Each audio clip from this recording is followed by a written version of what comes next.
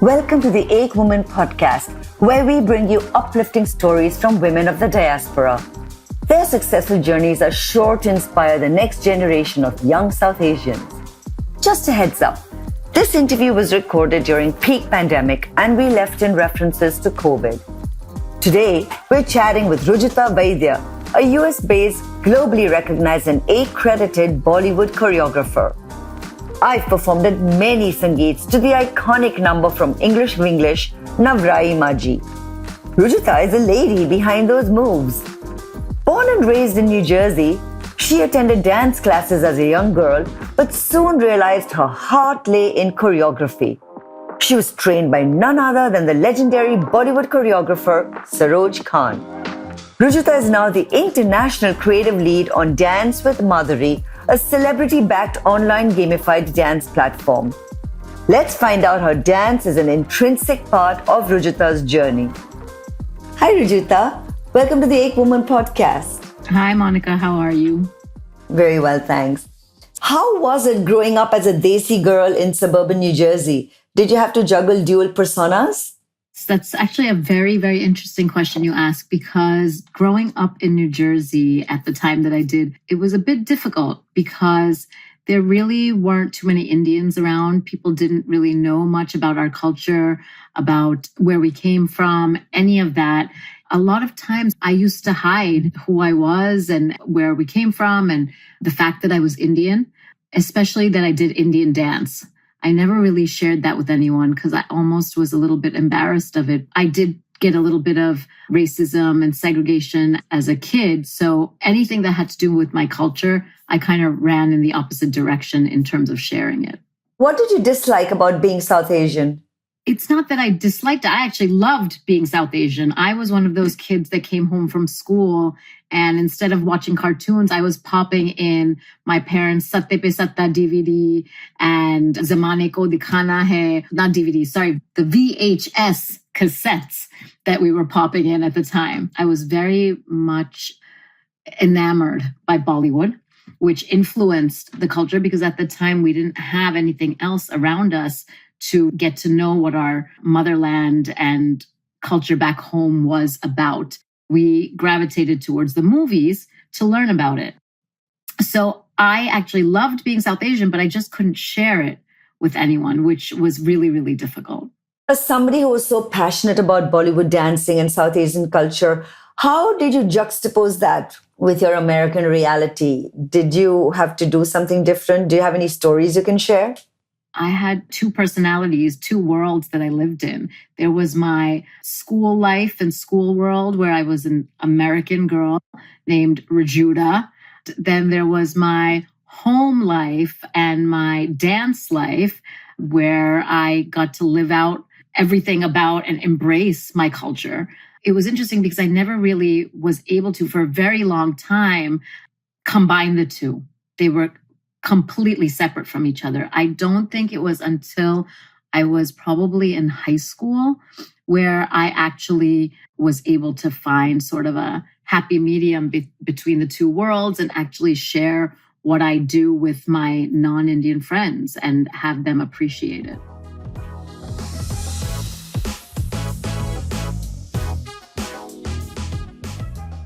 What would you say is something that's very American about you, and then what's very Indian about you? What's very American about me? Firstly, well, I love American food. Cheeseburgers and fries and all of that pizza is comfort food for us. What's very American about me is as Americans, we're very formal. We don't take things for granted. We don't expect things from our friends. I now live in Bombay, part of my year. And I see that in Bombay, everything's very casual and it's very expected that if you do something for someone else, they do it for you. But in America, we're very formal and we ask and we request, we take consent for everything we do. Considerate is the wrong word, actually, but we're always concerned about what we do and what the reactions of other people would be and what the consequences of that action might be. Whereas in a contemporary Indian society, everyone is very giving with each other, is what I've experienced, which is quite nice. I actually am really blended between two. maybe Americans are way more politically correct than Indians are. And maybe that's the word you're looking for. Indian person would have no qualms looking at you saying, Moti ho gayi hai, you put on weight, are you pregnant? Like no filter. Correct. Not thinking like, oh, if I say this, what is the repercussion of this, right? It's just like, hey, this is what I feel, I'm going to say it. Do you do that, Rujuta? I can't. That's the American part of me that I will always think twice and say, how will this make someone feel? Or is it not very nice to say that? Or is this overly enthusiastic about something? Like, I think about that before I make any sort of a statement. When did you know that choreography and not dancing was your calling? I actually went into dance in a very strange, almost organic way. I did not go to school for dance. I was a pre-med student at Boston University. My parents wanted me to be a doctor, which at the time, our parents only gave us certain options, doctor, lawyer, engineer. I picked the medical route. After I graduated from Boston University, I begged my parents to let me take a couple of months off and go train with Saroj Khan in India. Let me rewind for a second. When I was younger, I was a big Bollywood buff. I used to watch every one of Madhuri's performances and learn the dances. After a while, that I realized that she wasn't putting this together. There was someone who was called a choreographer who did this. My parents would take us to all the Indian shows that would come to the US.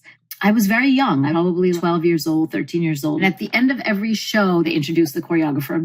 I don't know what it was, but from that time, I remember every time they introduced the choreographer, I would look at my parents at the end of a show and be like, you know, she has my job, right?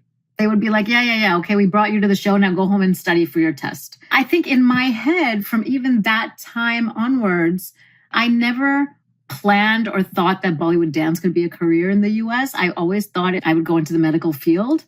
And just, I think, saying what I want to do was be behind the scenes and set the numbers was always something that I kind of knew that was more my calling than actually being a dancer or being the person that was in the limelight.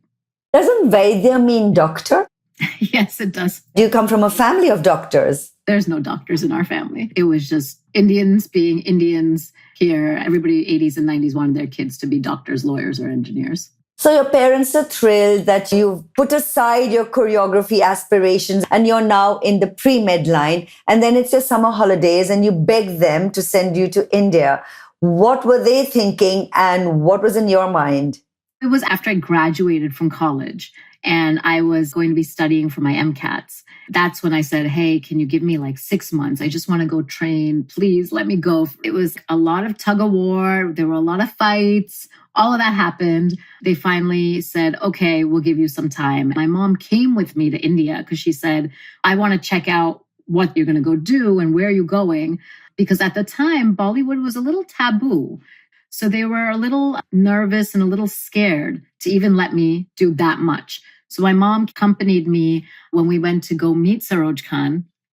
And after she met her and Masterji assured my mom, she said, from this day forward, if you leave your daughter here with me, she is under my watch. And I promise you nothing will happen to her. No one will touch her. Please have faith in that. Based on that, my parents said, okay, go ahead. Did your parents seriously think you were going to go back to med school after they gave you this 6-month break? I think they did because, again, at the time, it was really not possible that Bollywood could have been a career in the US. There were no dance schools. Nobody even knew what Bollywood was. When I started doing what I did, I actually used to go to gyms in New York City and knock on the doors and get meetings. And I would have to sit down and explain to people what Bollywood was. Where did it come from? What was the style? I had one of the first Bollywood dance schools in New Jersey. At the time, there really was no path that anybody else had carved and etched out that I could follow and say, hey, look, this person's done it and this is what I can do. I don't think my parents really thought that this could be possible, nor did I. It just all really happened organically from the fact that I was very, very passionate about dance and I just had to find avenues to have a source of dancing. You wanted to satisfy one of your whims when you went and took that break. It was just a desire, like a bucket list. Check off. I love Saroj Khan. Growing up, I would be like, if I ever met her, I'd just be like, oh, Master G, just teach me one step. I would play this out in my head. And when I finally met her one day on a tour that she had come to the US for, I actually went up to her and said this. And then I asked her, I said, if I come to India, will you train me? She gave me her number and she said, when you get to India, you call me. And I said, oh, okay. And that's when this whole process in my head started that, okay, I got to take a break and I need to go. I planned everything out with my parents, got the okay. Then I called her from here and I said, hi, Master G, I'm going to come. You'll train me. And she said, when you get here, you call me. And I was like, okay, is that like a yes or no? And she wouldn't answer me. I got on a plane with my mom, went to India. I called her and I said, I'm here. So you'll train me? And she's like, you come to the studio tomorrow morning at 5:30 a.m. And she still didn't say yes or no. And I was like, oh God. And my mom was like, well, is this happening or not? Because we just flew all the way here and now you don't know what's happening. I was like, okay, let's go to the studio.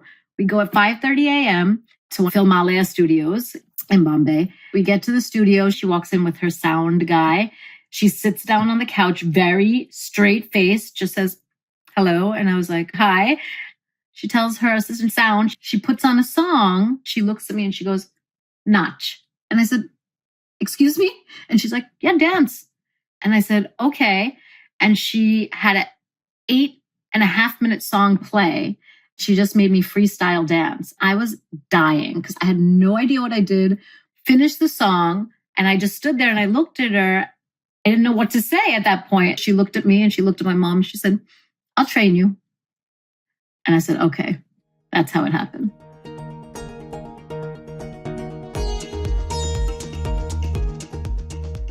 And it couldn't have been easy for a girl brought up in the US to adjust to life in India. How did you manage that? Did you ever regret your decision to go to India? Never regretted it. It was the best thing I did. My family is Maharashtrian. Mumbai is fully Marathi speaking. It was easy for me because I speak Marathi fluently and some Hindi. I grew up going to Bombay quite a bit. It was almost like a second home. My parents have a house there. We always went back and forth. It wasn't so foreign to me as such. Sure, living the lifestyle took a little getting used to. We all know that India is very different from America infrastructurally and with many things. But I was so passionate about what I went there for that I loved it. Didn't bother me at all. What, as an American girl, would you say bothered you about India? Hygiene. From the minute you get off that plane as an American, you get out of the airport. Now it's much better, but at that time, the first thing you would see would be all the poverty. That is something to date that I really have a difficult time with. I have a hard time seeing so many homeless people. It's really sad. And I don't think I will ever become really desensitized to that. As people say that the longer you stay there, you become desensitized. I hope that in my time in Bombay, I'm going to be able to do something for that community. I do plan on that. I will work on that and hopefully be able to make a change and help in some way.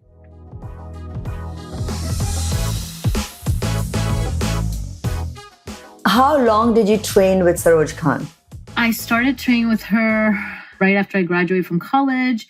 And then I would keep going back and forth, like 6 months, come back, 8 months, come back. Then I also actually set up workshops for Master G in the US. I had her travel all of US doing workshops. I would say approximately about 20 years. Oh, wow. When did you know you were ready to branch out on your own? What was that first break? Everything was so organic. After I came back from my first trip from India, I said, okay, I have to do something. Where am I going to dance? Let me just start teaching kids in the community. My parents very sweetly turned their garage into a dance studio for me. I would work a day job at the time because I said, I'm not going back. I'm not doing MCATs. How was that taken when you said, I'm not doing the MCATs? Not so great. Not so great. But they still were supportive. They did help me with the dance studio in the garage. I started teaching kids in the community. And then literally one thing just led to another. I started getting stage shows, weddings, corporate events, even some South Asian pop artists from the UK, from Canada. I started touring with them, doing all sorts of different types of projects. My first TV project was for PBS. I did a film with this lovely, lovely, lovely human being, Nisha Ganatra, who is a director with the film Cosmopolitan. Roshan Seth was in it and Carol Kane. And then 5 years after that, Nisha was directing a Disney film called Cheetah Girls, One World. It's a Disney franchise, part 3 of the trilogy. The Cheetah Girls were going to India. Nisha brought me back on to that film, and that was my first big break into Hollywood.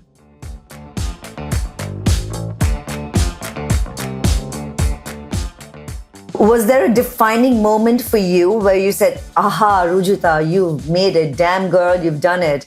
I don't think I have had that moment of, I made it. I still don't think that at all. There's so much more to do, right? So many ways to expand and grow. I got a long way to go. I had an interesting moment when I did choreograph for the Oscars. I'll never forget this moment because I was backstage and we were rehearsing, getting ready. I had just come off working with AR on this stage, walked to the back, and my phone was ringing off the hook. I was like, what is this? Who's calling? It was South Asian media from all over the world. There were people from India. There were people from the UK, people from Germany, US. They were like, we know you're there and you're working on the Oscars and we just want to get like behind the scenes. Can you talk us through it? All of a sudden it hit me and I was like, wow, this is a moment. It is a moment. How did your parents react to something like choreography for the Oscars? Because you've probably made a hell of a more successful career in choreography than you would have in medicine. Now, if you have to revisit it with your parents, how do they feel? Actually, they have those few moments that they go back to that. They'll be like, oh, yay, she does this. This is great. And they'll tell their friends and family, but they'll still under their breath once in a while be like, you were a doctor. And I was like, really? It's done. It's over. Do you have siblings who satisfied that craving of theirs? I do have siblings, but they did not go into medicine either. Did you have any mentors other than Saroj Khan and possibly Nisha Ganatra? When I worked on the Cheetah Girls, I was the Indian choreographer on the film. And there was the American hip hop choreographer, Fatima Robinson. She was really incredible because she took me under her wing, showed me the ropes, and helped me get my first agent in Hollywood. I'm very grateful to her for guiding me through the commercial world, which I knew nothing about. What memory stands out from the Oscar choreography moments? All of it. It was like being able to share my culture, which I hid growing up, on this international platform that literally the world was going to be watching, and getting that kind of appreciation for our culture at the time. I remember being in like the lounge area and there were some really amazing A-list Hollywood celebrities who were just like, wow, we're so excited about your piece. It looks great and so beautiful. And I was just like, oh my God, it was a moment. It was really, really special. Was your choreography all A R Rahman songs? I did his piece for Slumdog Millionaire. There was a medley, so we did that. And basically, I helped to choreograph the whole song nominations. It was A R Rahman's song nominations, and John Legend was also nominated for Pixar's film WALL-E. I did some choreography for his track as well. What year is this, in case anybody wants to Google it? That was 2009.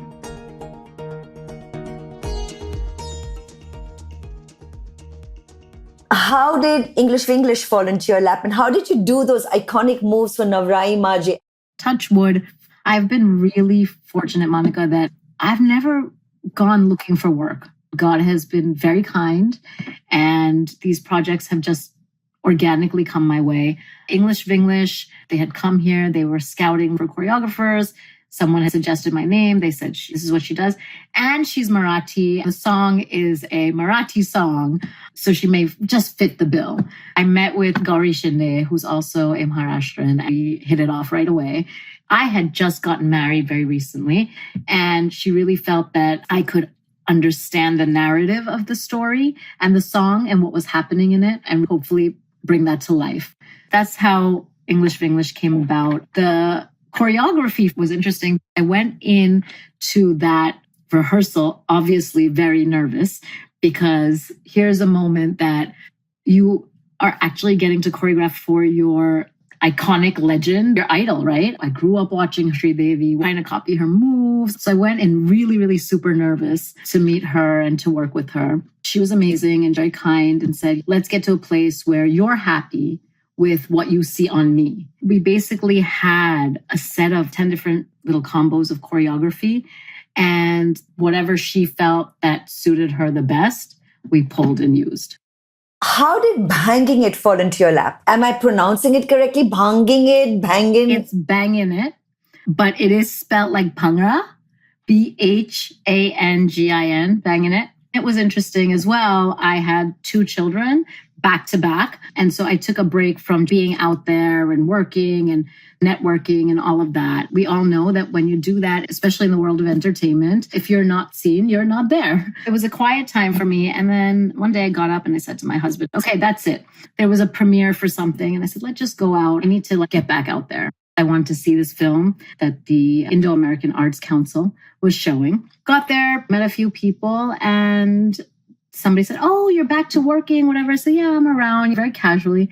The next day, I got a call asking me if I was interested in listening to a script that was a musical. And I said, sure. And that's how Bangin' It happened. Tell us about it. It's a musical. It's a theater production. It is a story about a biracial girl who is trying to find her roots and figure out who she is. Her only connect to her culture is her Bhangra team. She gets kicked off her Bhangra team because the mean girl on the team says, well, you're not Indian enough.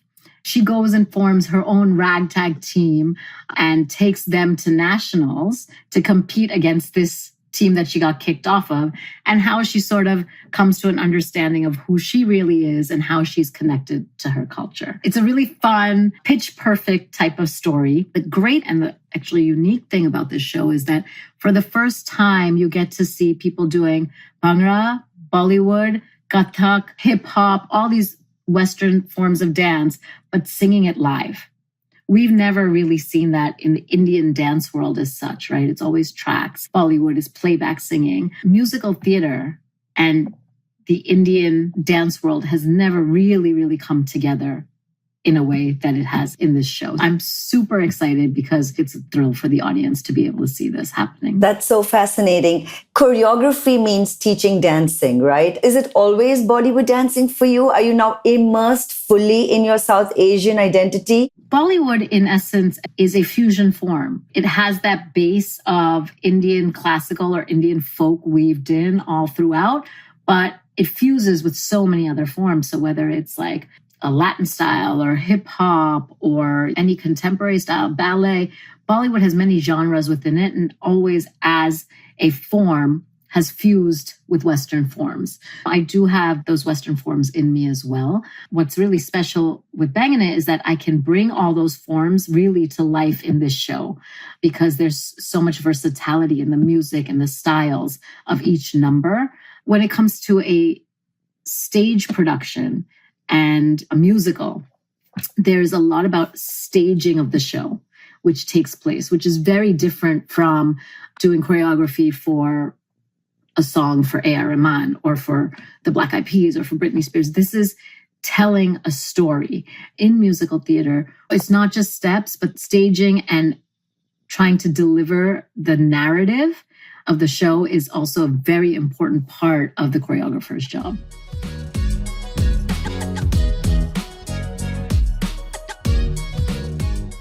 Thanks to you, Bollywood dance was a part of NYU's Tisch curriculum. So you became a teacher. Did you find that only Indians, Desis, were interested in Bollywood, or did you have non-Indians? How easy or difficult was it for them to pick up the steps? And how did you create this curriculum?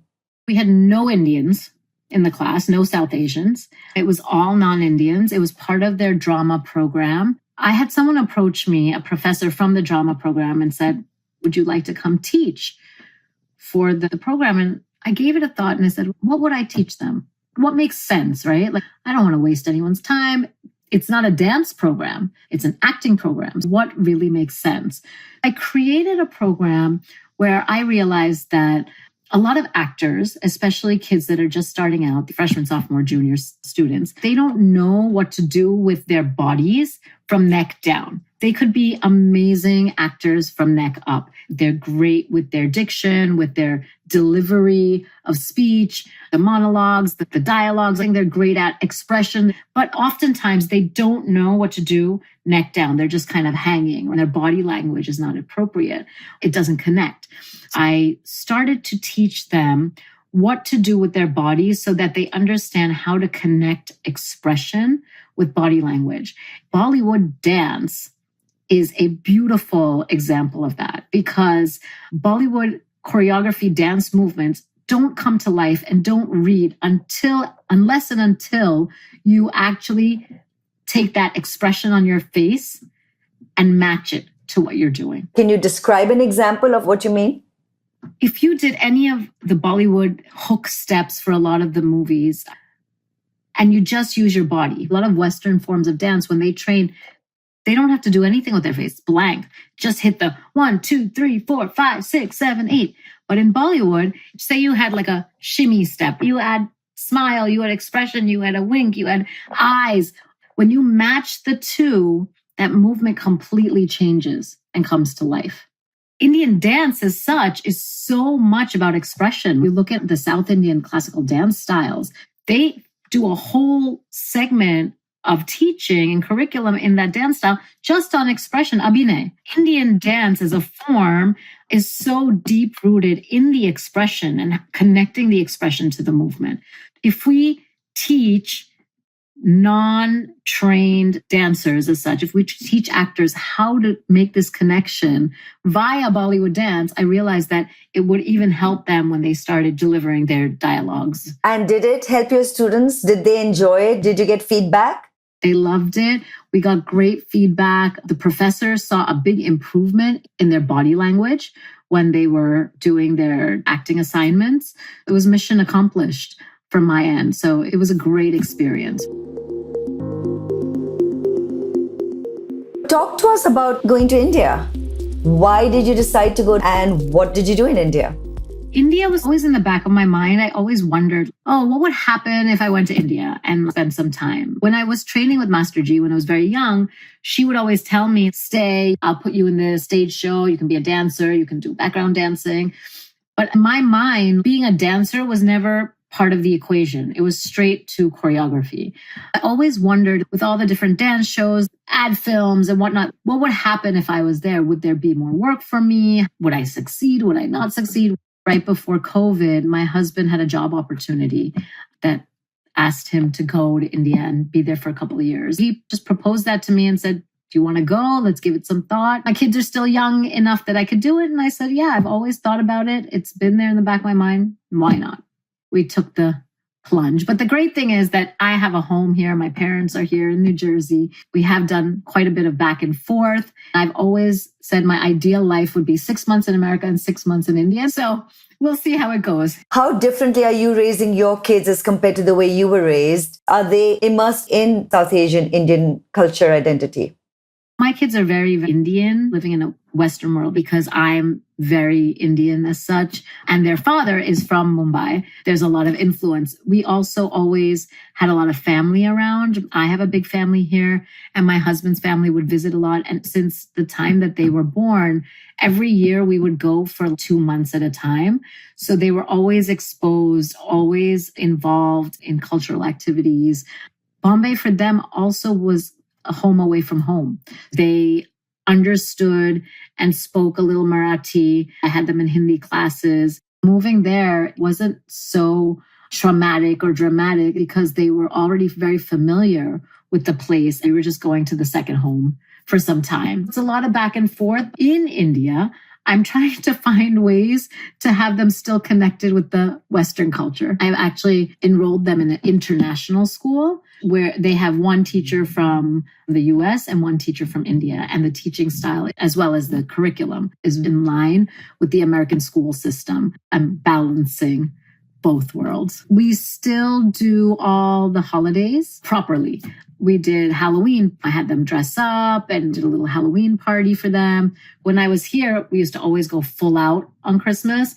So I managed to get a 6-foot tree there, the lights, did the house up, Christmas gifts on Christmas morning, Santa comes and visits, cookies and milk, the little American traditions that we had here. I try to keep them going there. You grew up facing a certain amount of racism. Do you think it's different now with your kids? Absolutely, especially being in New Jersey, where after the Hispanic population, Indians are the next largest immigrant population. I don't think they will really know what racism is here because they had many Indian kids in their school. They never had to explain to anyone what their culture was about. It was a known thing. So far, I don't think I've seen them have to go through any difficulties in terms of feeling like they were discriminated against or anything like that. It's a very, very different world for them. What's their favorite thing to do in India? Play with kids in the building.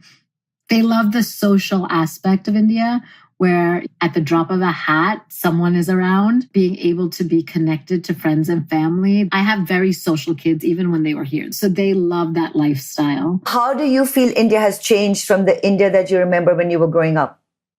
The India that I remember when I was growing up was very Indian and very deep-rooted in its culture and its tradition. I can only speak for Bombay, right? Mumbai. I don't know other parts of India and what it's like.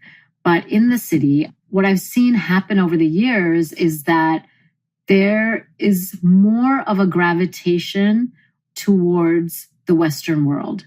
It's really influenced the city in many, many ways, whether it's through simple things such as cuisine and restaurants and the availability of so many different types of food, and you can get anything that you need, to people going to malls, eating out, shopping. All of that has changed dramatically. It's become very much like the US. I remember growing up and going to India, none of my families went out to eat just because. It was always like an occasion.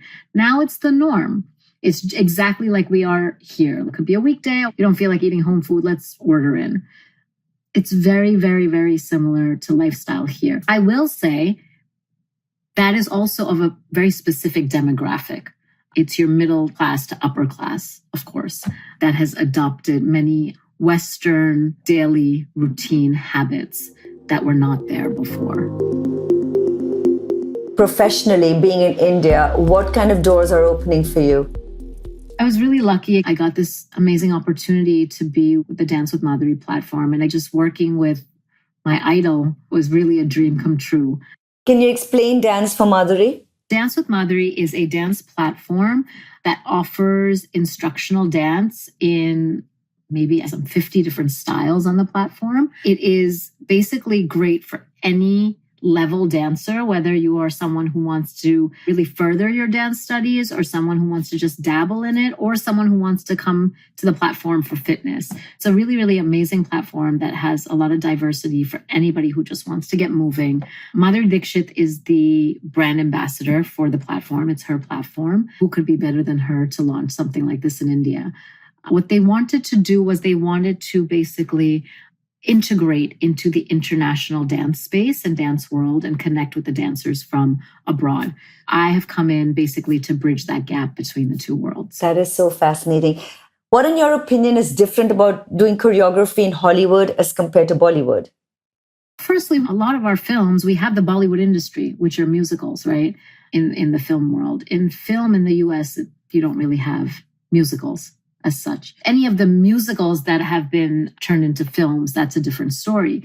But in Bollywood, you have so much opportunity for dance because that is the culture and that's the definition of a Bollywood film from day one, that it is a musical. So working in Bollywood, there's just definitely much more opportunity for me than there would be in Hollywood. What about live stage choreography? Have you done any for Bollywood shows? I had done here for Bollywood Awards and stage shows with different artists, pop artists and tours, but not in India yet. I got to India and 10 days later, lockdown went into effect.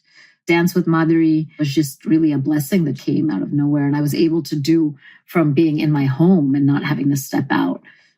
Are there any ego hassles as a South Asian? Do they feel like, who are you to tell us? What do you know about our kind of dance? I haven't really faced that, fortunately.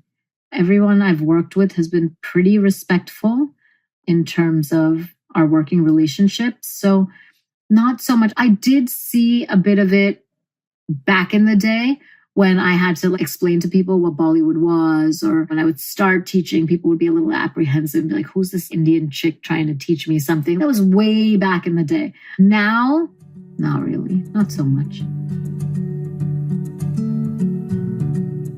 So what advice would you have for kids in the US now who want to make a career in Bollywood choreography? Would you have done things differently knowing what you know now? I don't think I could have done things too differently or would have done things too differently because I had to carve out my own path. There was nobody I could follow and say, this is what I can do with the skill set that I have. My advice to the kids would be to find your own path, not do something because it's a trend. I understand how social media works and everybody follows the trend that's happening. But what I've seen over the years is the people that are the most successful are the ones that do find their own niche and carve out their own paths and not follow what everyone else is doing. So find what works for you. Don't follow the masses. How different is it now from mainstream Western entertainment? Do you see more diverse representation? Definitely. There is the whole people of color movement that is happening in the theater space, in the entertainment space. It's a great time for South Asians in this field. What we see with Bangin' It is interesting because we actually had a very, very difficult time casting our show. We're looking for people who are triple threats, who can sing, act, and dance. The kids who grew up in a generation where their parents weren't so understanding of the field and they only put them in one or two as a hobby, right? You want to dance, go dance. Or you want to act, go act. You want to sing, go sing. They never really understood that to be a contender in this field, you need to do all three. So now, even though the opportunity is there for the South Asian market, we actually don't have people who are equipped. What I hope and what I actually am seeing is that the younger generation is starting to understand that you need to be a master of everything. They're starting to really train, get themselves prepared, get strong in the field and in their skill set. They will eventually be amazing contenders for all the mainstream opportunities. It will no longer be like, oh, I'm getting this role because a person of color needs to get it, but I'm getting this role because I'm actually a strong contender for this role, despite the color that I am. What would you tell the parents to do differently to give their children an equal footing in the entertainment world? How young do they need to start? Parents now are more aware of what's happening and what they need to do if these kids actually want to go into this field. They don't have the mindset that my parents' generation had, that the only place you can be successful is if you're a doctor, lawyer, engineer. The parents now see that there is a place and a space for our child to go and still be successful and not worry about having a career. They can make this a career. That simple mindset change is affecting the generation that's now training to go into the field.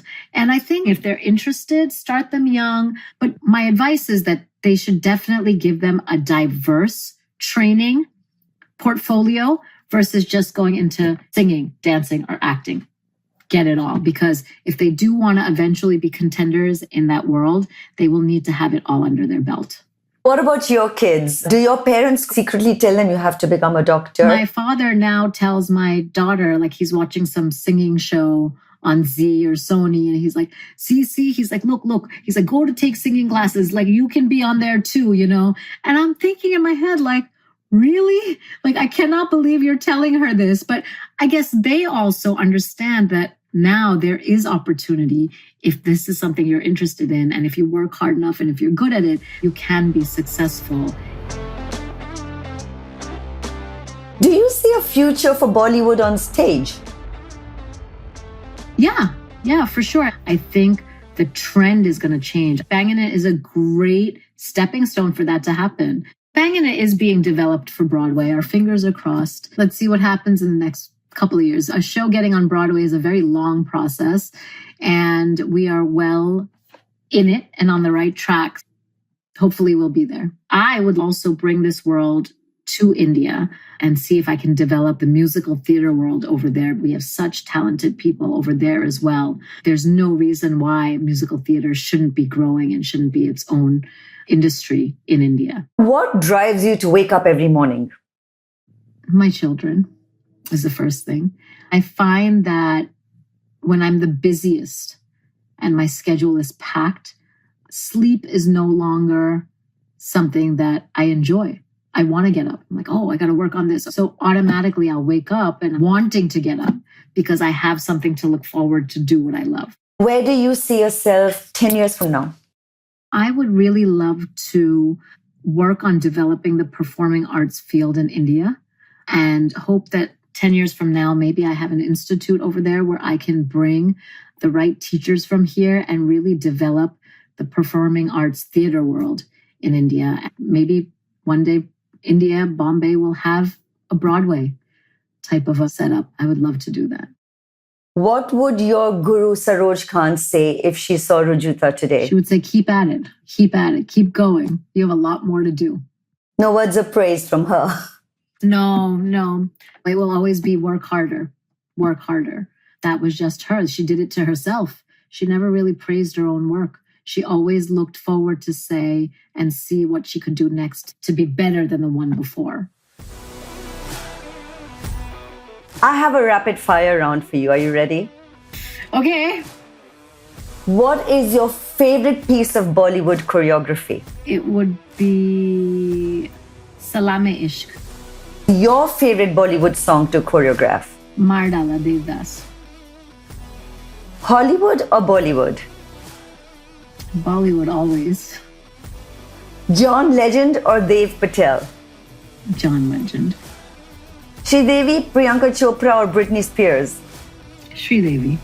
Your favorite celebrity to choreograph? Sridevi. What's your preferred beverage? Coffee. Favorite meal to cook? Chicken curry. Bombay or New Jersey?